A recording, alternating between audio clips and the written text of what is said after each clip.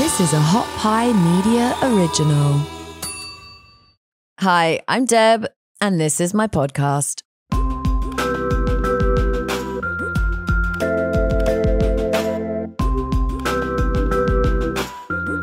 You're listening to the Deb O'Keefe Podcast, the podcast where Deb O'Keefe doesn't know anything. You know, over the Christmas holidays, actually, when was it? New Year's Day? Yeah, New Year's Day, I have a party every year at my house. And so Specs is a place where I stop off. Specs, of course, finer foods, spirits, wines, beer, liquor. What? Liquor is spirits, right? Yeah. Liqueurs. I'm going to say that word all fancy, liqueurs, because that's what I actually got from Specs. I was looking to have a Spanish-themed New Year's Day party with tortilla española and some other stuff, which we did, and it was great.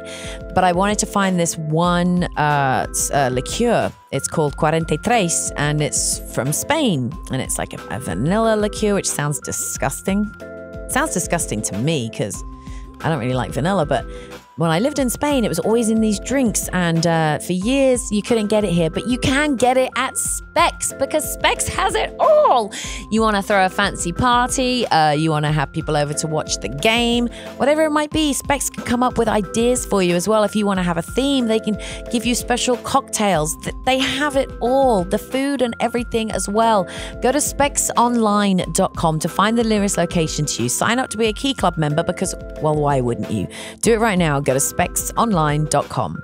Yeah, what do I know? I don't know absolutely anything. I don't know anything, but today's guest is hopefully going to teach me something, show me something, learn me something good.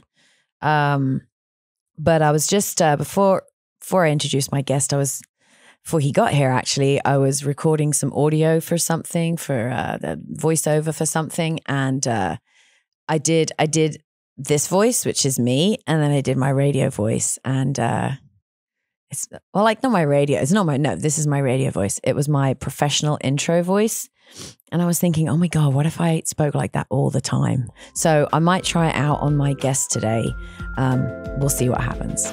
All right, and we're back, and now I get to try out my fancy commercial voice for today's guest. Today's guest, I've been seen running around the building because he's a fellow Hot Pie Media podcast host. But that doesn't mean I want you on my show just because you have a podcast.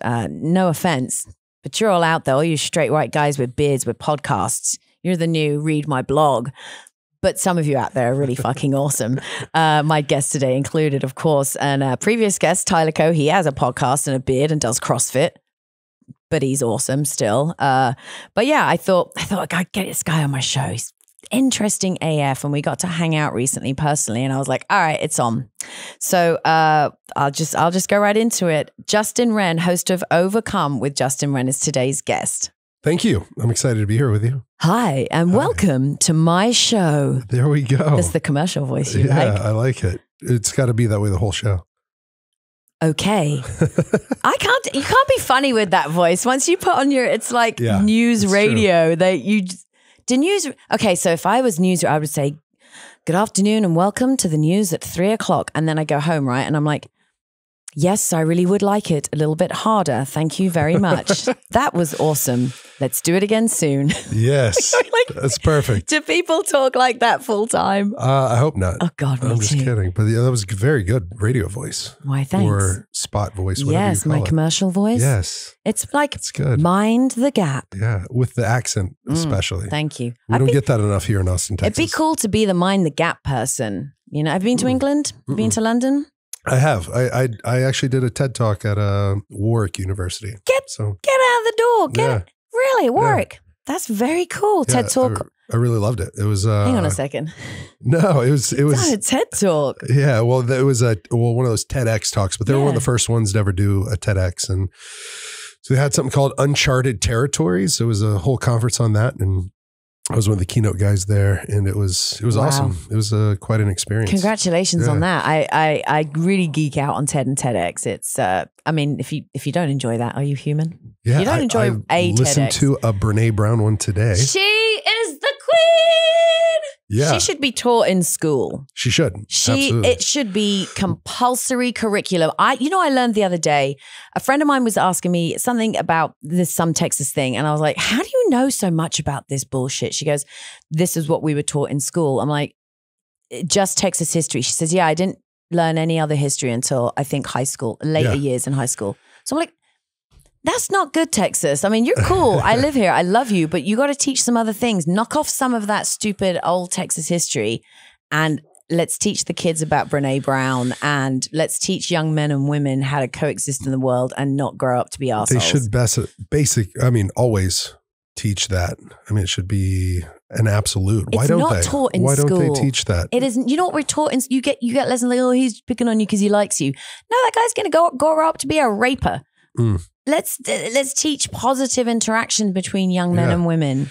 Being vulnerable, sharing, communicating. Yes. I love something. I mean, you're over on that side of the pond, but in Finland, their education system's incredible. I mean, they have actual like full course meals for lunch, and it'll be like, here's your appetizer, here's your main course, here's dessert. But they're teaching them about the food groups while they're preparing these meals. I saw a documentary where they showed the Finnish teachers and the like chefs at the school, not just the lunch lady, but the chef, what they were serving American kids. And at first they thought it was a joke.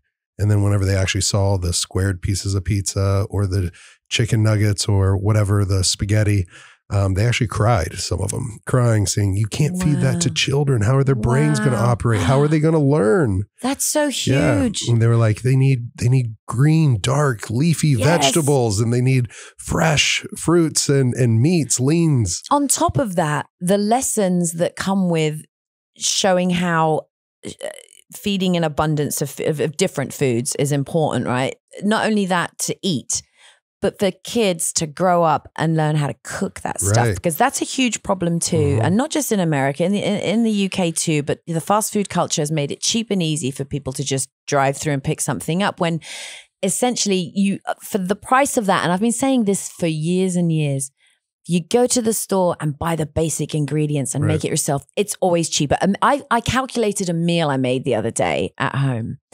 and I'm really poor right now, so I'm definitely looking at pennies. A couple of years ago, I was doing all right. Now, not so much, but I'm just aware of it. But I think my meal might have cost me $3, and I had a beautiful piece of fish.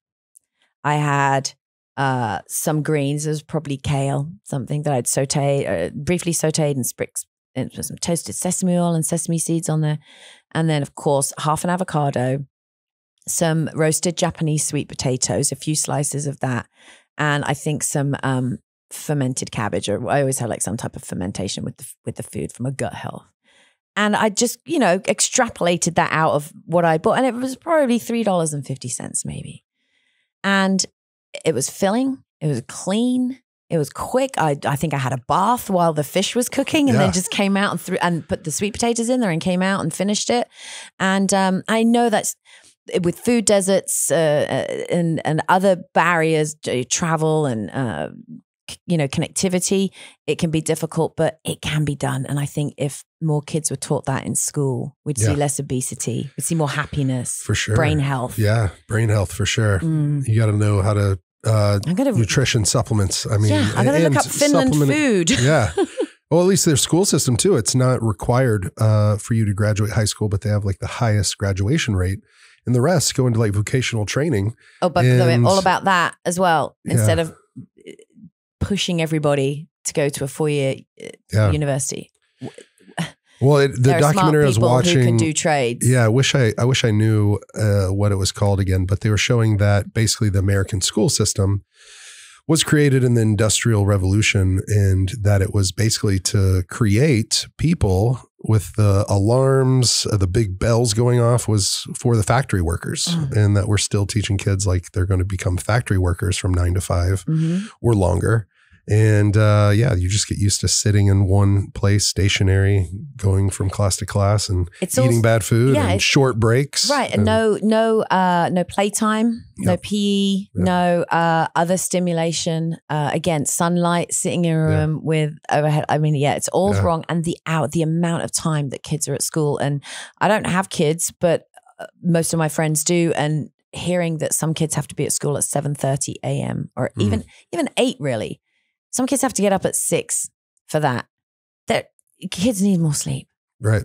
They just need to sleep longer. They're forming. They're growing. Yeah, the brains. Yeah, they're processing the information they learned the day before. We wonder why we have criminals and people who have mental health difficulties or mental health difficulties that turn into criminal because they're not being taken care of. We could go into that too. I mean, shit, we could go on to... How long you got? Yeah, I got plenty of time. 3 or 4 hours. I'm excited. Cut it up into 8 episodes. Yeah, we can do that. Colton would be like, no, bitches, you get out here. And, I didn't even give you a proper introduction, Justin. Okay. So let's go back. Justin Wren is not just the host of Overcome with Justin Wren, which is a fantastic podcast. I'm a consumer as well as a co-worker, but you have an amazing story. To put you in a small nutshell, you're an MMA fighter, professional, and you have a couple of charities that you've set up. But if I just introduced you like that, I'm missing all of the connective amazingness that makes you up. So if to make you introduce yourself, what would be the main pointers you would give somebody? I was a guy that was focused on fighting against people, but I learned it was much better to fight for people. And so, all right, that's it. End the show. He said it all right. No, I honestly have come to a place of just wanting to put love and compassion in action. Part of Fight for the Forgotten, the nonprofit I founded, is we defend the weak, love the unloved, and empower the voiceless. We just had a conversation about that off air. Yeah, we did. I didn't realize that was what your foundation is. Yeah. I believe I'm sorry to interrupt. I'm going to let you get back to your description of yourself in a second, but I believe as able-bodied humans and able-minded humans, even if you're a little bit off, I have depression and anxiety issues. Don't get me started on that. But me as well. But if we're in a space where we can help the people who don't have a voice or who need help, that's our job. That's why I was put on this planet, to help animals that need help, to help if I see a child or an elderly person, a disabled person, a person without a voice, a marginalized person, somebody in a community who is harassed, again, marginalized, LGBTQ plus, whatever. I'm in a position of privilege because I'm alive and well and walking on my 2 legs and have a job and I'm fucking white.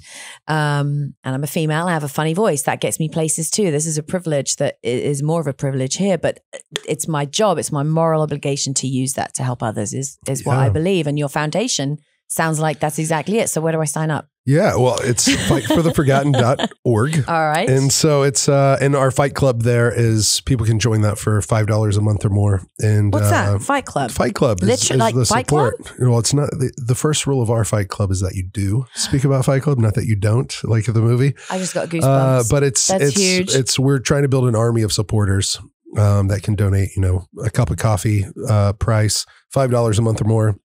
And so what does that do? Well, it helps us drill wells in Africa, buy land, build homes.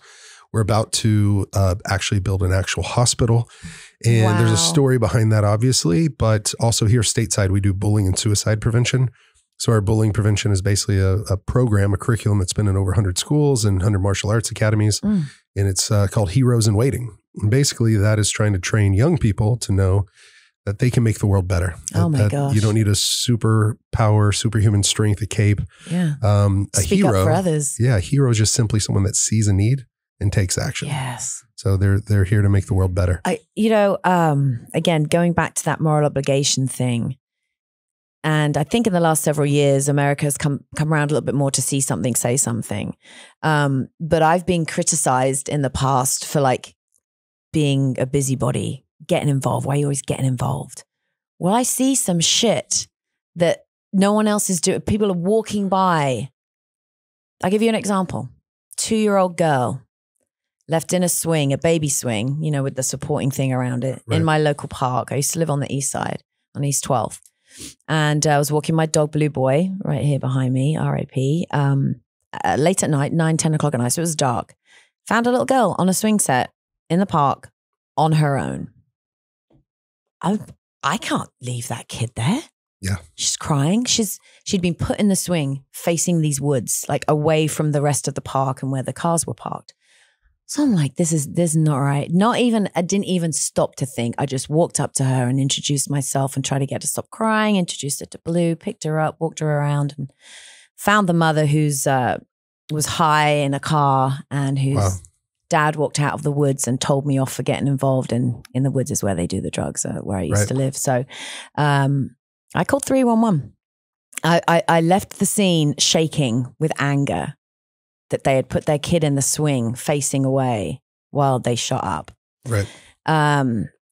I didn't know what to do. I didn't want to fight him or anything. I did want to fight him and stick my dog on them, although he would have just licked them to death. I was furious and scared and angry. And so I called 311. I just said, I don't know what to do. I'm just telling you this because it's messed up. And she said, please hold on, putting you through to 911. And because I lived on the east side and this was a few years ago, there was a cop car there within like a minute. And once I saw them there, I just left. I'm like, now I don't want to get involved. I don't want them to know where I live. I actually lived on the first house next to the park, so they could have seen me go home. But when I told that story to some people, most people are like, "That was fucking great." A lot of people were like, "Why on earth did you call 311 about that? Why are you being a busybody? You could have got hurt. Something could have happened." Well, if I'd have been a creepy dude in a panel van driving by the park and seen that little girl, I could have snatched her up and had her gone because they didn't see me pick her up. They didn't see me talk to her 5 minutes before I picked her up out of the swing and put her shoes back on and wiped her tears with my t-shirt. In that time, someone could have come and snatched her up. For sure. So that's why I did something. Yeah. And I love that you're teaching that to kids. And I don't know where I got mine from, but it's like I get angry thinking about that situation. Like I'm all hot and sweaty now. I get really angry thinking about that because it could have gone so wrong. Yeah, it could have gone so wrong. And so you're in schools teaching people who maybe just don't think that naturally to say, hey, if you can help. Yeah. The smallest things. The smallest things is something as simple as saying, hey, that's not kind. Yeah. Whenever there's a bullying situation, I grew up getting very heavily bullied from 3rd to 8th grade. No one stepped in. I'm trying to remember a time where someone stepped in, but no. And there is numerous times or most times I sat at the lunch table by myself getting pelted in the back of the head with chocolate milk spitwads or so food. Everyone saw that. Yeah. Well, it's hard for someone to want to intervene because then they can become the target. Right, but whenever statistics show, if you say, hey, that's not kind to someone in a bullying situation, it shuts it down like over that language. Yeah. Yeah, just addressing it, going from being a silent supporter, which people wrongly think they're an innocent bystander. No. Right? Omission. Yeah. If you're not saying anything. You didn't choose it. It chose you, but now you're involved. If you see it, hear it, witness it happening, now you're presented a choice. You can do something or you can do nothing at all. And so, I think most people that see it, hear it, and do nothing, like they feel that too, that they did nothing. They stood by and watched. And especially if it escalates and something happens later, right? The kid kills himself. Yeah. The kid dies. Yeah. Then they're left with PTSD because of that, because they didn't do anything. Yeah. I was suicidal at 13, clinically diagnosed with depression at 13 years old, but it started much sooner or before that. And long before that. And my mom, not too many years ago, they have a photography studio and they would take kids' photos at school or your mom did that. Yeah. And the athletic events, the team photos. And she had to make a memorial plaque for a woman that she knew. Her son was told at school, just like I was, you should just kill yourself. And when she was sending that plaque out of her office, she put her hands around me, her arms around me, was crying. Held her for a minute and she said, that could have been you. And then I go, how old was he? And I was looking at his picture.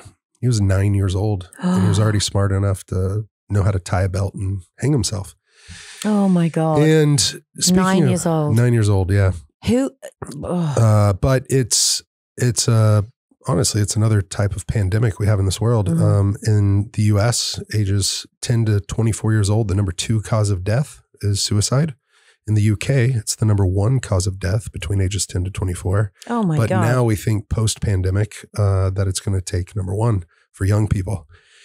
isolation, cyberbullying, bullying at school. Like when I was at school, you could escape it because you didn't have social media. Yeah. And you don't see anything. Yeah. Not even cell phones where you're texting each other. I cannot imagine being a teenage girl or a young boy being bullied at school, then online. going home and seeing it like almost like, I don't know what you'd say it, but memorialized of like what happened to you. Yeah. There's a young boy that we helped through Fight for the Forgotten named Raiden. And Raiden was 12 years old. Was a big kid, size 12 or 13 shoe already. It was like 6 foot tall, but he was born with autism, and he was born deaf in the right ear, and he had childhood diabetes. So he gained 100. Bigger boy. He gained over 100 pounds in 11 months because of his medications and things. So at school they beat him up. At the school urinal. At the urinal, I was trying to use the restroom, and 8 people filmed it. They posted on Snapchat, Instagram, all that different stuff. He was given a concussion. The next day at the school bus stop, he was beat up and jumped again by 3 or 4 people, and he wouldn't fight back. So we were able to surround him with a bunch of love. I was with him the next day. I took him to the doctor, got him diagnosed with his concussion. How'd you find out? So our executive director reached out to me, because I lived in the same town as him in Oklahoma City at the time. And he was 20 minutes from my door to his door. And how amazing that you could actually put your hands on that. Yeah. I'm grateful that that was the case. And it turned into a beautiful story. He's doing well. He's been doing jiu-jitsu for 2 years. Martial arts. Did he get to walk in the school with you next to him?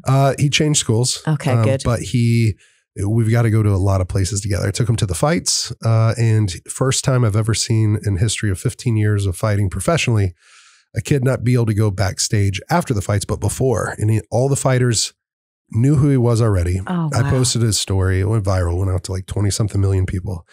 And he got letters from like 40 or 50 different nations. And they said that would it be okay if we post some pictures? Sure, absolutely. Raiden. It's that would be wonderful. The hashtag is Stand with Raiden. And I posted that out after knowing him for about a month, actually more than a month. And I was taking him to HBOT, hyperbaric oxygen therapy. Oh, wow. I've done a lot of that in my past. So it's really great for concussions. Really great for concussions. So we got him in 2 days after the concussion. And we went through 40 treatments with him. And then we went to the fights. All the fighters were taking pictures with him. He got to be shown on TV before the main event. He got to start the main event fight, which not in the cage with the ref, but he got to be the guy with the headphones on, the ref looking at him and him telling the ref when it was okay to start the fight. Oh my God, I'm just covered in goosebumps. Yeah, after that, we took him to OU, to Oklahoma University when they were playing for the national championship. We went to 2 games. He's backstage. I've heard they're good at football, allegedly. They're very good at football. I don't like to say that in Austin. Yeah. And he, got the game ball, was on the sidelines with me and his dad. We went to LA. Some of my friends from CBS SEAL team reached out to me, said, bring him. And he got to start scenes of the show. Oh my God. The show's creator, his little brother's named Brock. So there was a Brock in the show already as like a Navy SEAL. And they wrote in a character named Raiden to honor him in his fight. Wow. Jack Carr, a Navy SEAL, pinned his actual Navy SEAL trident on him. He's an author of many books too. #1 New York Times bestselling author. Took him to the LA Rams game, took him to Disneyland, and Chewbacca walked us around. Oh, he got to go surfing with world champion surfers. You just described my perfect week. Throw in some sushi there and we're good. Yeah. Well, he didn't like sushi, but we did take him to... Not many 10, 11, 12-year-old kids do. Right. And we took him to medieval times, and he loved that because he got knighted by the queen, and all the knights were taking him through squire training with me and his little brother Brock. And so what was really cool about that... life-changing. Absolutely life-changing. Yeah. For my podcast launch, he came into town with his family, and he got to come to my sparring session the day before, and I got to bring him into the ring with me and put boxing gloves on him. Wow. Him and I went a full round together. This is after he's had some training. After he's had some training. How's he doing? He's 14 years old. He's doing well. Did he grow any bigger? Oh yeah, he's as big or bigger than me. So, and I'm a heavyweight professional MMA fighter and national champion wrestling. And by the way, looking eye to eye. If you're just listening to the podcast, not watching it, it's like I have a medieval warrior, Viking. Actually, Yeah, Viking they called me the Viking in MMA for many years. Yeah, No. so if you that's just picture that. I'm just a normal chick sitting next to this Viking. It's fantastic. Yeah, so that's been part of our mission is like, how can we, no matter who feels forgotten here stateside, whether they're in Little Oklahoma or all the way across the world for the Pygmy people that I lived with. We got to get to that in a second. Yeah, I went read through about that on your bio. Well, I'll go ahead and get into it then, because I went there 10 years ago. To Africa. I was struggling with addiction, and my addiction started whenever I broke my arm wrestling an Olympic bronze medalist and world champion. And it was just a freak accident. Just Olympic bronze medalist, world champion. Yeah, well, so I lived at the Olympic Training Center, 2-time national champion in wrestling for the United States. And we fell off the mat in a funny position, going out of bounds, and my arm just snapped. So I was given Oxycontin. Painkillers. Yeah, during the time that they said that Oxycontin was the only non-addictive opiate. Oh, so this was, what are we thinking? 2005. I was about to say 10, 15 years ago. So that was, I was about to this weekend, last weekend it didn't happen, but I want to watch the movie. Forgetting what it's Dope Sick? Dope Sick. Yeah. A movie or a series, one of the two. Yeah, the beginning of it all, and how the doctor came forward and said, I was sold a false bill of goods. These people just abjectly lied. And they were repeating those lies to me. So that's what you're getting. And as an athlete, on it for 4 months. You're like, let me take this because this does hurt. Yep. And the good thing about Oxycontin is there aren't hangovers. And so, I mean, one, I needed it for the pain and the actual surgery that I had. I broke my elbow, dislocated the elbow, tore the ulnar collateral ligament. They had to take a tendon out of my hamstring. Okay, that's a lot of shit. My elbow. Yeah, that's not just a broken elbow, an arm. Yeah, it was a messed up elbow. It was really messed up. I had a 30% chance to ever compete again. But something happened whenever I had that drug. I instantly became an addict. It changed the chemistry of my brain.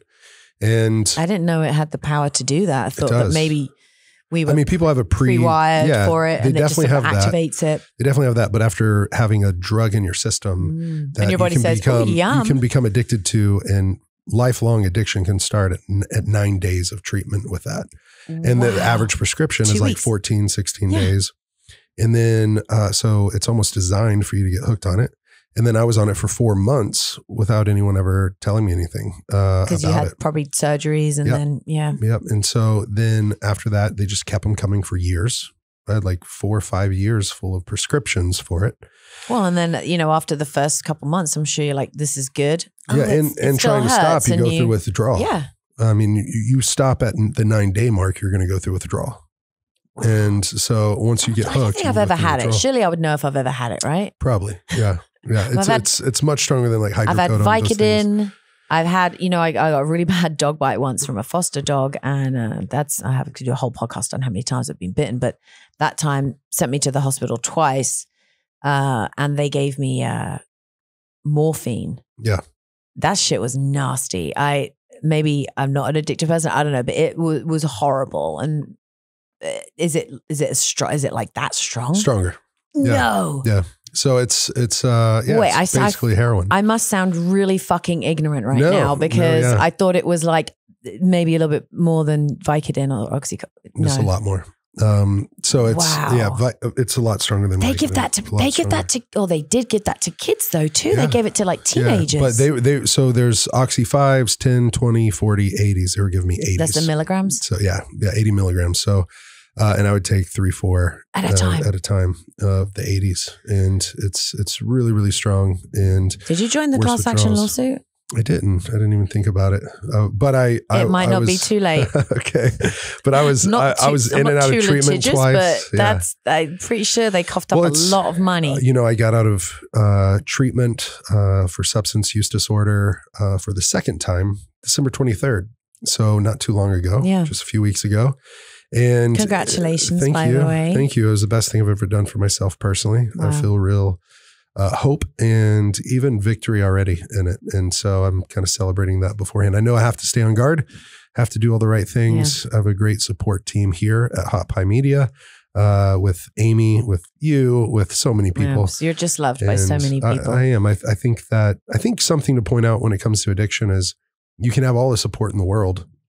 And sometimes that's not enough. No. And so you have to take it as your own responsibility to do all the right things, but you also need to have a sober support network of people. Surround yourself. Yeah. I was surrounded by some of the best in the world when it comes to MMA, wrestling. I've been coached by 4 or 5 Olympic gold medalists and world champions and Hall of Famers. I think that I had so much shame. We're talking about Brene Brown earlier. So much shame wrapped around was addiction. Yeah. Or any type of mental health issues. Right. I mean, until very recently, you don't talk about it. Yeah. They say the difference between guilt and shame. Guilt is, I'm sorry, I made a mistake. And that can propel you into getting better, right? You can identify that I don't want this in my life. But the opposite of guilt is shame. And shame is, I'm sorry, I am a mistake. And so addiction oftentimes takes you into thinking that you are a person of flawed morally, that you have these character defects that you just can't fix, and that you make bad choices. And really there's a chemical imbalance in your brain, and it's a disease. Do you remember a couple of weeks ago on the podcast, I was complaining about people who say www before a website address? Don't be that guy. But also, I just did it myself. I just went to the internet and typed in earlybirdcbd.com because that takes you there. Earlybirdcbd.com. Why would you go there, you say? Well, Early Bird makes full spectrum gummies. They are not only delicious in taste, but yeah, they've got not just the CBD, they've got the THC in there as well. Full spectrum, that's what it means. But it's really chill. Let me just say, this might not be for you heavy stoners out there. This Early Bird product is for you to chill out, to have a fun time with your friends and not feel really lit. And it's almost like it was invented for me. Years ago, I confessed, rather embarrassingly, for a 40-something-year-old woman that I just don't know how to smoke weed, all right? It's never made me feel good. I'm not against it. I totally think it should be legal. It's ridiculous that it isn't, especially medical marijuana. Let's get on that, Texas. But when I tried these Early Bird CBDs, and I went small, guys, I started a quarter, then a half, and I'm up to 3/4, and that's it. That's it for me. Just 3/4 helps me sleep at night, helps me relax if I don't want to drink because I'm working out the next day. Then I'll have an Early Bird CBD gummy with my friends. Go to earlybirdcbd.com/Deb. That gets you a huge discount on your first order, 20% off your first order. They have tinctures as well, guys, as well as other products. So go to earlybirdcbd.com/Deb. No www required. The disease is real. I totally believe it. I'm not one of those people that says, "Oh, you just could stop if you really wanted to." I think that's a ton of bullshit and not supportive at all. But going back to the small part of your life that you shared with me about being bullied, I mean, I'm sure when you're in this state of shame and guilt, all of that comes back. Well, obviously, look, back then I wasn't good enough. They picked on me. They must have known. They realized, and every, ruined relationship or accidental bad relationship, you're like, well, that's why. And it just all piles up. Yeah, definitely. I mean, it goes from them bullying me to almost me bullying myself with the drugs, right? It's these self-defeating attitudes, actions, behaviors. And it's almost like you're stuck on repeat. You go through these cycles where there's these big ups, there's these big downs, and you just don't know how to escape it until you ask for help. Yeah. And I used to think that was a sign of weakness, asking for help, but now I see it as a sign of strength. In the fighting world, you have to surround, if you're the best in the training room, you're probably in the wrong room to continue to grow and to get better. Yeah, that's a good point. The same way in this mental health thing is I've been seeking out help from Dr. Daniel Amen, 12-time New York Times bestselling author, one of the most prolific psychiatrists of all times. He's been helping me, but also like finding a sober support network of people that have been through it, that understand, that get it. They're one of me. Yeah. They're one of me. And they're like, I know. Yeah, exactly. So was it one of these people when you were sick before and you took yourself to Africa? Was that just like own idea, or there was someone that said, "Hey, you need to just get away and go see this thing, or get out of town"? Yeah, or what was it? Intuitively, I had wanted to start living a life of purpose, to get outside of myself. And so I started working at the Denver Children's Hospital, became an official volunteer there, the city rescue mission there in Denver for the homeless, in an at-risk youth group, kind of in the inner city. Let me just add that to your application for knighthood. and sainthood. The list is really long. Well, I just started somewhere, and it was in my local community, and then I you never just thought it would the need, take the me, holes, right. the things where people are being let down by the system. People say you got to help in your own community, and I believe that, but I think that I try to do something weekly, locally, something nationally every month or two. I'm about to go speak in California next weekend, sharing my story and about the stateside stuff and the international works. But then every year I try to do something, annually I tried to do something internationally. But I got to live in Africa for 2 years. Get out. Yeah, Whereabouts? 1 year at one time. I lived in Congo and also in Uganda. And so I lived with a hunter-gatherer tribe, the Pygmy people. My idea of the world is that it's just one big neighborhood now. You know, we're under the same blue sky. And so we all are one. There is only one race. Yeah. And so this is the so human cheesy, race, but it's right? the human race. Yeah. No, I don't think that's cheesy at all. Where you strip our skin I off, think we're it's all real. the same. Taller, shorter, fatter, skinnier. Yeah. And so beautiful Viking long hair, poor people hair with tinsel in it. We're all the same. Or the Mabuti, Fa, Batwa, Pygmy people, they are on average 4'7". This hunter-gatherer tribe. You must have been a goddamn giant to them. They call me Mabuti Mangbo, and that means the big pygmy. Hang on. We need a soundbite of that. Can you do that Mabuti again? Mangbo. I love it. Yeah, it's Mabuti Mangbo. And you have to say it that way or it doesn't make sense. And the other name is Efaosa. Efaosa means the man who loves us. And that's the one I hold near and dear to my heart. But why we've shifted, and not shifted, but really been aiming towards this goal to build a hospital the last 10 years. It's been a dream that I haven't spoken out until this might be my first podcast speaking it out. Actually, I did it with Amy and I. And you whore, I wanted to be first. Well, but on any other show besides my own, this is the first time I'm announcing it, and really excited because 10 years ago I buried a young boy, 1.5 years old. His name was tribe. Yeah, his name was Andy Bow, and Andy Bow he died of waterborne disease.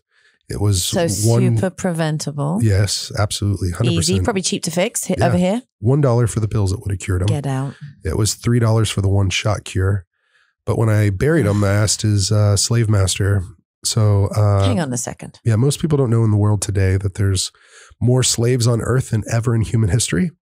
Ever in human history today, there's more. And so if you Google the fact, I think low estimates are 28 million, but a lot of estimates say 40 million people on earth are currently enslaved. Call someone else master. I feel like I've learned recently in the last 5-10 years or so about some Western civilizations and indentured servitude and trafficking. Yeah. And I know that is not a small problem. It's a huge problem. Huge. And, you know, even in places like Dubai where they bring over different, they're going to use their own people to be their slaves and take their passport. And I thought that was the worst. I mean, it's terrible. That was the worst that we were doing to each other, but this is bigger, you're saying. Yeah, it's bigger. And my friend Tom helped me when I had malaria and I almost died in Uganda. He was also him and I, but he really led the charge on it. Helped get a girl back that he really knew and loved and cared for. She had been enslaved. Yeah, in Saudi Arabia. And so she went over there and was promised like this big job. This great job. Took her passport, took her phone. And she was from the tribe that you were with? Not the same tribe. This was one of Tom's friends that was there, but she was a Ugandan woman, incredible person. And it took thousands of dollars to get her out of slavery and back home safely. So you had to pay a ransom? Basically? Tom did, yes. And he was filling me in on the whole story, and it was. I feel like I'd get violent. Yeah, she was one of my friends too. I feel like I would have to go out there and kill somebody. Don't that was a joke. That was a real joke. There's people that do it. There's a great organization called Operation Underground Railroad. So I can sign up for this group then? Yeah, they're mostly special forces from around the world that go in and break girls out of sex trafficking. But look, I could work with them. I could be a mole on the inside. Yeah. We could sell, not that I'm a bit too old to be wanted to do anything like that, but they could, we could work something out. I could get involved. Or you could help with the girls that come back and they're in not necessarily halfway houses, but the aftercare program that they have. Well, I imagine that the trauma they went through is, that's lifelong, but. Yeah, definitely.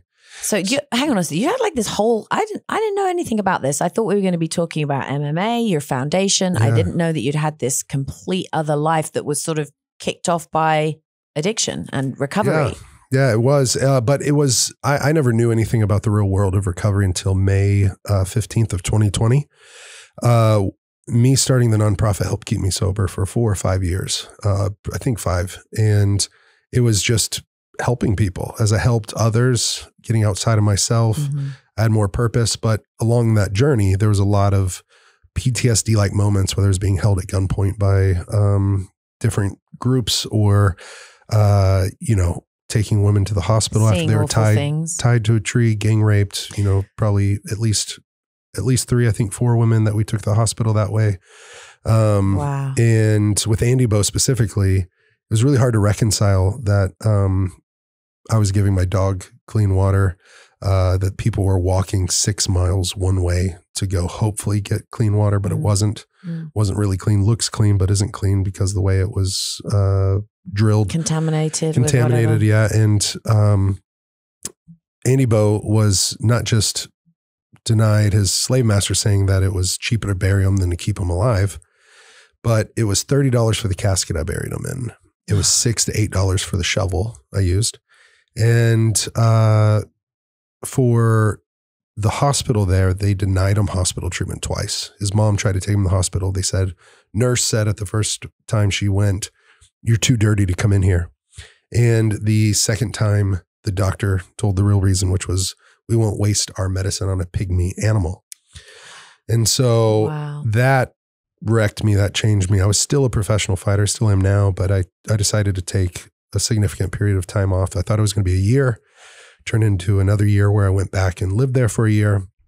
I thought I was going to get right back into it. I took another year off, ended up taking 5 years off from professional fighting to start the charity. We ended up being able to purchase back in the name of the tribe, which had no land ownership in their country's history. We were able to help get them back over 3,000 acres of land. Wow. We've helped them drill for themselves 80 water wells now. Is it, you want to say something like that's life-changing, but that phrase doesn't do what you've done justice. These people have managed to reclaim a life for a whole people. Yeah. Well, why I was brought in to speak at Warwick in the UK was, thanks for not saying Warwick. Yeah. It was, we've seen 1,651 people transition out of slavery and into freedom.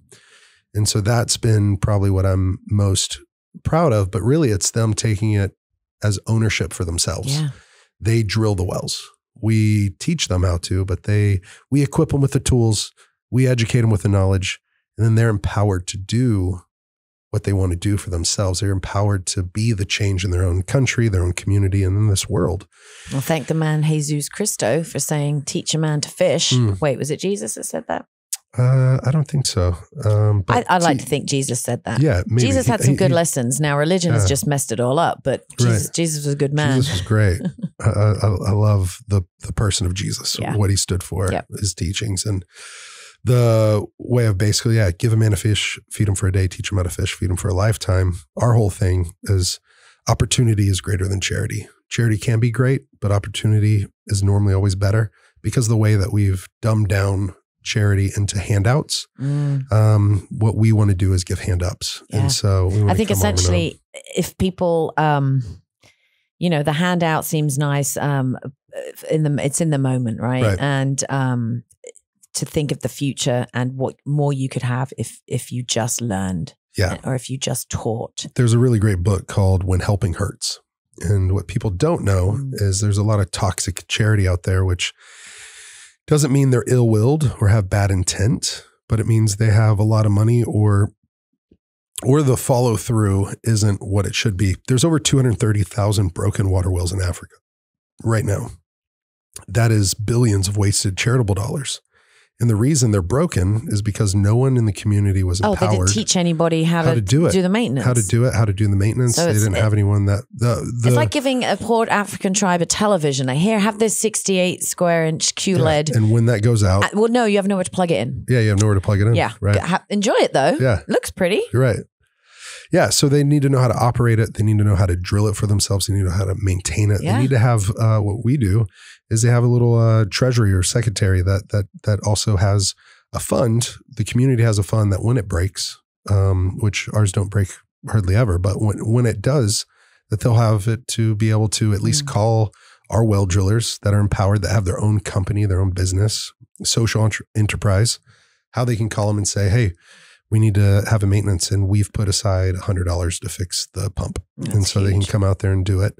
And it's really empowering for them to have ownership of it. And they take pride in it. First well I drilled, I gave it away. I drilled the well and said, this is y'all's. We did it for you because you needed it. And it was all good intent, but there was actually a high school and middle school like feud, and the high schoolers used to not let the middle schoolers drink from their well. So whenever they came over to the well at the middle school, or actually the community for a college, the high schoolers were drinking from it. One of the middle schoolers like just kind of said, hey, that's our well. That's our parents' well, and that's our well. You don't let us drink from your well. So what the high schoolers do, they broke it. Oh. They broke the well. And then what did the community do? Because they were trained or conditioned by other charities. They came to me and said, hey, our well broke. Will you fix it? When I went and looked at it, I was like, whoa, this was broken out of like malice. Yeah, vandalized. What happened here? Oh, well, someone broke it, but we know you can fix it. I can fix it, but I won't fix it. And they said, why not? And I go, because I just learned a good lesson. I did it for you. And there was no community buy-in. And also you need to fix the problem between the two. You don't need to be having a fight. You need to fix it. Yeah. So whenever we asked them to come up with about $100 to fix the pump that was broken, right after that, they literally built a fence around it. And then they had a checklist and they had community volunteers and they would open it 5 times a day for like an hour, 2 hours a day. So plenty of time to get your water for the day. And they cleaned it. They had a cleaning regimen and they took pride in it. That no turned into a huge yes because it empowered them to do it themselves. Yeah. And that's just amazing and fantastic. And I think oftentimes when you're giving to charity or you're not quite sure how to give correctly, you got to remember that these are human beings and we all have pride as well. And to hand something to somebody doesn't necessarily feel good sometimes. They want to be part of their own solution. Exactly. Essentially we all do, right? We all want to have a say in our lives. It's to be human is to be able to control what we do, where we go, what we say, how we think. Right. It's very hard on us in any way to be imprisoned. When I went there with the first goal of doing, it was actually a scouting trip. It was like, what do we do?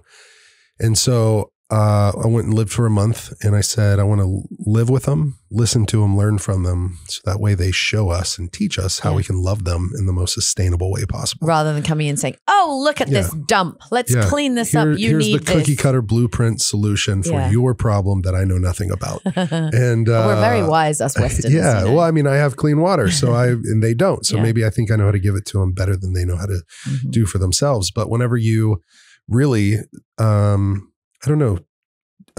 give them an opportunity to have part of their own dignity, because it's been taken from them if they can't do that for themselves. Especially for the enslaved people, especially the people that didn't have their own land, to give anybody something that's their own is huge. Last year was one of the most challenging years of my personal life, but professional life with Fight for the Forgotten. Me too. Yeah. No, professional and personal. It fucking sucked. For the organization, that's not my profession, but for the organization, the nonprofit, it was one of the best years ever. Oh, I love to hear that. And the ups and the downs. Yeah. We were able to help build 32 homes for families that had never had a home ever besides the rainforest. Wow. And they were kicked out of the rainforest. So then they were put but this is their traditional, where they're supposed to be for these people. They're the people of the forest. They're the protectors of the forest. And for the Wildlife Authority to kick them out, they were saying they were protecting the forest, protecting the animals. By kicking them out. But they were the protectors. Yeah, that's their job. Right. And so they're not going to overhunt. They're not going to overfish. They only take what they need. They're not going to chop the fucking trees down like we do. They're not going to kill the endangered species. No, if that's their environment, they're going to take care of it because they need it to live. Need it to live, right? And white people, you just got to get out. Stop minding everyone else's business. So we were able to get them back some land, and we've replanted 4,000 trees, and we're about to replant 7,000 trees to help the rainforest come back on their own land. Wow. But they can also have crops on the land that they have. built the 32 homes, drilled more wells, and they're having tapped water to their homes instead of just having to go to a well and pump it themselves. That must feel like some voodoo magic. It's mind blowing to see them dance, celebrate, and then also to ask questions. You're telling me this was below our feet the whole time? It was that easy. And it's like, yeah, you had 2 pairs of gloves on this whole time. Sorry, dumb joke. Yeah, I love that. That must just be mind blowing. Yeah, it's incredible. We really get a sense of joy working with the community, not pushing them out of the way, saying sit on the sidelines, but saying, hey, we've learned how to do this. Do you want to learn?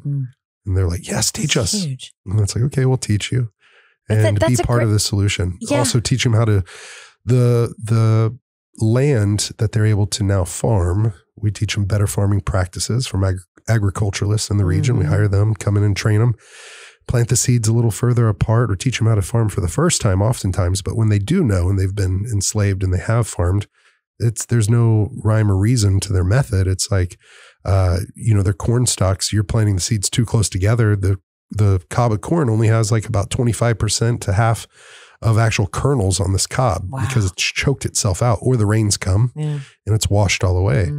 It's like plant them a little further apart from each other, plant it a little deeper. This is the right depth. And to see their crops and their yield start to outproduce who they used to be formerly enslaved to, but also being hand in hand with those former slave masters and teaching them how to farm better too. So it's this is the thing. There are other tribes, I imagine, that say, right, we need help. You're smaller than us, or we can overpower you. You're ours now. That's still going on, I imagine. And it is. And we've had to pass up probably more communities than we've helped. Oh, but the ones can't do everything. The ones that we are allowed to help and are invited, we make sure there's a very warm invitation for us to come work with them. And then we explain it to both sides, or all sides. And we're very patient. People, yeah. The slavers. Yeah, the slave masters. We come in and we say, this is what we want to do. Will this work? Will this work for you? And one of the blue chip bargaining tools is with clean water. Their wives aren't able to go to work because they have to collect water all day, or they have to designate a child that can't go to school because they have to collect water all day. The husband isn't able to stay at work normally because he has to take sick days because he is sick to waterborne disease. Mama too, children can't go to school and learn. Dying. Literally, they've had children. I've attended at least 5 funerals of the slave master's children. So to be able to come in and say, hey, this is an issue that you're all facing. Yeah, everybody's suffering. But if we buy back land from you and you benefit financially, if you, at least some of the landowners, if we bring in clean water, that's going to help keep everyone safe and healthy. Because everyone's think about this. The medical care, they're spending about $1. They make about $1 to $1.25 per day, even the slave master tribe. And they're spending about half of their annual income on household medicine to fight waterborne disease or malaria. That's just ridiculous. But to be able to say, hey, you're going to be able to keep half your income. Because the water's clean. Yeah, you have clean water. That's amazing. You can go to school. You can have a two income family. All your kids can be educated. I'm sure there were some light bulb moments that they were just like, wow. Yeah. To where teaching people to where they start spreading the word, not just the Pygmy people, but also we call them the Makpala, which is basically the non-Pygmy people, because we don't want to demonize or villainize one tribe whenever there's a lot of tribes that are doing it. Strong message. We say we want to work hand in hand with the community. We're all one. I'm no different than you. Yeah. I love it. It's been really great. Right now, the hospital, it's actually been a community hub. We've seen the Pygmies start going to school because they can, one, sell their produce. They can eat it, and they can also sell it at the markets. Yeah. They can make money for the first time. Lovely. Then they're able to buy school uniforms. They're able to pay school fees. Strong enough to go to school, enough to go not to school, having to work. Right. And now we're building a school alongside the hospital. So it's going to be a community hub where there's water towers going into both the school, the hospital. There's going to be a technology center to where some of our university partners, we're finalizing those now, but we have some Ivy League schools. We have some major state universities and medical schools that are going to be Skyping in and teaching Wow, that's huge. Newer techniques, right. cheaper techniques that could be cheaper for them as well. And also just midwives. We're going to have a maternity ward, an emergency room, a pediatrics unit, hopefully a dental suite. They're going to be teaching them best practices and better procedures. And but even in birthing, like Uganda has, I think, the second worst statistic in the world for death during childbirth, whether it's the child or the mother. But you can, a lot of times it's just infant mortality rate is like the baby's not breathing for the first minute. Just needs a little help. Yeah, it needs a little help to breathe. Needs someone in there who knows what they're doing. Right. And so we're going to be teaching those things, which we're really excited about. All right. How do people get involved? Because obviously fightfortheforgotten.org is where people can get involved. And for $5, you can do a small donation to help so much. Right. What about this hospital, the teaching college, the schools? Well, I do want to say thank you to our partners really quick. Yeah, we have a partner in both Project Cure, Engineers Without Borders, and Conscious Coalition. And hopefully we'll announce soon a partnership with randomax.org as well. One of my guests was Jared Padalecki, one of his good friends, Misha Collins. These are actors that have their own nonprofit. Misha Collins is the founder. Oh, that's great. And we're presenting to them about helping fund the building because we have a $1.5 million donation from Project Cure, which is going to... Thank you, Project Cure. Thank you, Project Cure. To Micah and Jared. You haven't given yet, but... Yeah, Misha and Jared. And Misha and Jared, you're the best. We need your money. Well, Jared's awesome. He has supported us in the past 3 or 4 times already. And we're presenting it to their board and it looks like it's going to go through. Oh, that's great. But they're going to help us build the structure because we do need the building to put all the medical equipment for Project Cure. Project Cure is the #1 nonprofit in the world for medical supplies. And we're going to have hospital beds and birthing beds and incubators for preemies and all sorts of good stuff. And Engineers Without Borders is designing the structure. They have 17,000 engineers around the world. We're working hand in hand with Bernard, the founder. And he helped us design the 32 homes that we've built. Now he's helping us build the hospital, the school, or at least design it. And so we have the designs, we have the actual medical equipment. Now we are trying to build that hospital. And it's going to take probably around $800,000 to build the hospital, the school. It's a lot. That's a lot.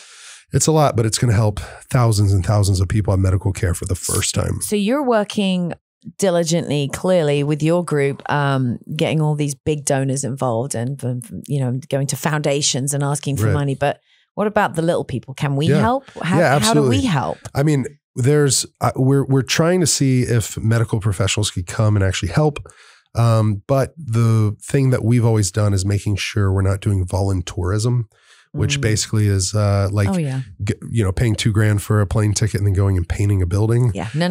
We'd rather have your $2,000. Yeah, and we'll scribble the name at the bottom. Right. Or a thank you in a way of being on the Fight Club. That's $5 a month or more, and that way right there is voluntourism. It's perfectly douchey for what it is. Right, and it's again good hearted.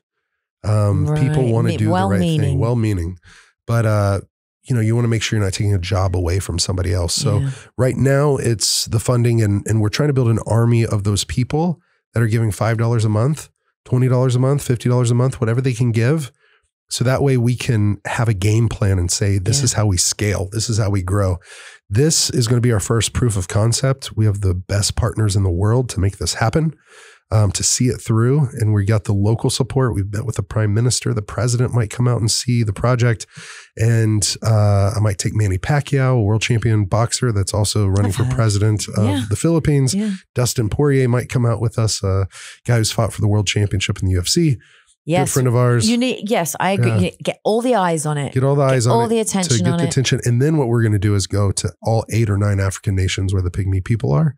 We're going to do this multiple times over in each and every nation where they're represented because I've been adopted in by the tribe. That's my family. Now. Yeah. And so they're all across the Congo Basin rainforest, but they're in where we are right now is Uganda and in Congo, but we're wanting to get to Rwanda, Central African Republic, Cameroon, Gabon, and a couple of others. There's 2 Congos. There's the Republic of Congo and the Democratic Republic of Congo. And so we just want to show them that we want to show the world that this is possible with who anthropologists call the most oppressed people group on earth. Wow. The Pygmy people. Because of their size. Right. And that's another word to say the most bullied people on earth. Stop picking on the little guys. Right. And so if we can... It's perfect that you adopted them for your foundation. They adopted you. They adopted me first. And so then now this is the mission for them. They were the ones that are called the forest people, but when I met them, they said, everyone else calls us the forest people. But we call ourselves the forgotten people. Oh, and so I was like, well, let's fight for the forgotten. And also let's start to erase that name because they really have pride on being the Pygmy people. And if we can do this, what we want to do is open source what we did in this community hub. The drilling the wells deep, that's kind of like their checking account. We want to have their savings account. And then we want to do rainwater collection, which is kind of like their checking account that's there. We want to have irrigation systems for their farms.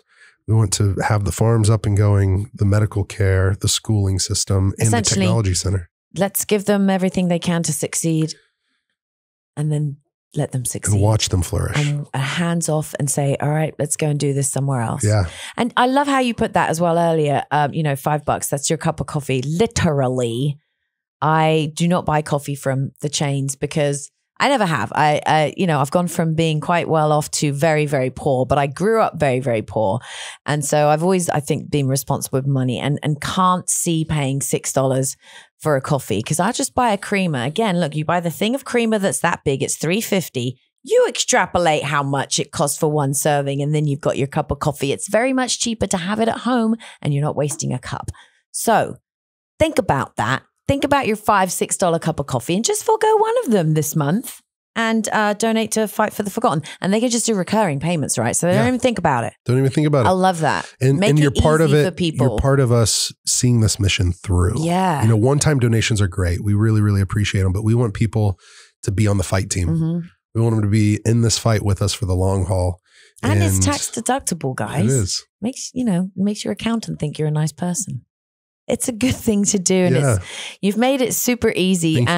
So the website again is fightfortheforgotten.org. And talking of fighting, because we don't have much time left, but you got any fights coming up soon? Come and see you? Yeah, I'm going to be calling my promoter after this podcast. I'm calling him on the way home. And we're talking about my return in 2022. I think they would like to see it in the first quarter, second quarter. Wait, we're in 2022, aren't we? Yeah. So sometime this year. I keep writing 2020. Yeah. How is that? 2020 or 2021? No. I keep writing 2020. I think it's because 21. It's because you have a new vision. I think 2021 was just like so shitty. Yeah. I just really want to forget. 2020 wasn't great either, but it was diamond compared to 21. Yeah. But 2022. So 2022, this year, hopefully the first half. My goal is I'm got to talk to him because I'm wanting to get back to Uganda soon with the founder of Project Cure, or at least the CEO of Project Cure, who helped inspire me to start Fight for the Forgotten 10 years ago. I've been waiting to ask them to help me for 10 years. And whenever I asked, how have you done that? Well, I think we needed to be more up running and established. Yeah, well, I think community development. We started with the lowest hanging fruit first, which was clean water, farms, land. Yeah. Now housing, and then now it's like, okay, we've got this. Let's get into the next best thing, which is obviously medical care. Keep them healthy once we got them up and going. Yeah. And so the fun thing will be going back to Uganda, seeing how we scale this to the hospital, the school, the technology center, where we're also going to be teaching women's empowerment, conflict resolution between tribes. Wonderful. With Conscious Coalition, some of our partners who are so incredible. Brett is the founder. He's here in Austin, but Michael Bezdek, anyways, he's in Dallas. He's their executive director, best friends with my executive director, or at least they're talking on the phone almost every day. And I have to say, I'm a big fan of connectivity when it comes to situations like this and putting people in front of other people and making great things happen. And that's kind of along the line what's happened for you. Yeah. Well, what's funny is coming from fighting, it's a pretty competitive sport, right? I did not think, because you're getting in there, you're fighting another human being. You're putting your fist on them and taking them down and choking them out. Hurting them. I didn't think that. I knew that was true about the business world. The fight game is a business. And so I knew it was ultra competitive. I didn't know the nonprofit world would be similar. And that is strange. Yeah, it's strange where so many people are so protective about their partners. Wow. Who could also help you, or you could help them. Share this great and also the donors as well, which I understand it's hard to raise money. It's probably harder to raise money than it is to sell a product and be in a for-profit business. Because you're asking people to use their hard-earned dollars to help you with your mission. Yeah. And if they don't believe in it, you're not going to get anything. So what's been really neat is bringing some of the best nonprofits in the world together. And they're great at partnerships. And you start to identify this nonprofit actually doesn't like working with people. And this one is incredible and they're all for it. And then, so over the years, it's been like 10 years of assembling this group. That's like, now we're all together. Now it's time to move. And we can make an impact for the people who probably need it more than anybody else in the world. Wow. Now, when I fight, I get to fight and win and grab that microphone. I've always said there's two kind of fighters, and when that cage door locks, you actually hear it lock, and you're locked in there with another human being that's coming to take you out. Do you hear it? Oh yeah, you hear the cage door lock. I used to watch MMA quite religiously for several years, and I've been out of it for a little bit. But watching it on TV or even watching Ultimate Fighter, you don't see that. You don't hear it. You might hear it on Ultimate Fighter if you're really tuned in on it, because it's kind of a smaller audience. You know it's coming, but the fighters at the early stage, you always ask what happened, and people's anxiety either shoots through the roof, or you just get excited and get in the zone. You're ready. And so my thing's always been kind of like, I'm not locked in here with you. You're locked in here with me. Oh yeah, watch out. You got the animal in here. Yeah, but nothing has ever made me want to fight harder or longer or have a deeper purpose than fighting for people. This cause. And so now I get to grab the microphone, tell everyone why I'm fighting and who I'm fighting for. Oh, and you only get to grab the microphone if you win. Right. So. Right. And I get to donate my win bonus. So I'm nice. excited about that. Dude, you've got so much cool stuff going on. I didn't even get to scratch the surface. So I'm going to have to say, can I just ask you to come back another day? Absolutely. That would be wonderful. Maybe we'll promote the fight. Hell yeah, that'd be amazing. I have so many other questions, but I know I'll see you personally hanging out soon. So absolutely. we can come back over to the house, hang out with Amy and I. That was so we nice. loved it. That was such a fun night. Had such a blast. Professionally, thank you so much for this foundation. That's amazing. And I love your podcast. I'm weirdly, well, maybe not weirdly, I don't know, being in radio and being in the audio world for so long, I'm very, very picky about the podcasts that I listen to. And I really do listen to your podcast and would recommend it to so many other people interested in Justin's life, not in just MMA. But if you're interested, maybe you're in the middle of starting up a foundation. I feel like you could learn a lot. If you're struggling with addiction or you're in recovery, Justin is a great resource for that too. So I would definitely send you over to Overcome with Justin Wren. Thank you so much. Thank you. And thank you so much for coming on my show today. You're the best. Thanks. Love you. Love you too. Yay. Yay. Thanks for listening. You can find more episodes and all of our other Hot Pie Media originals baked fresh daily at our home online at hotpiemedia.com, the Hot Pie Media YouTube channel, or wherever you listen to podcasts.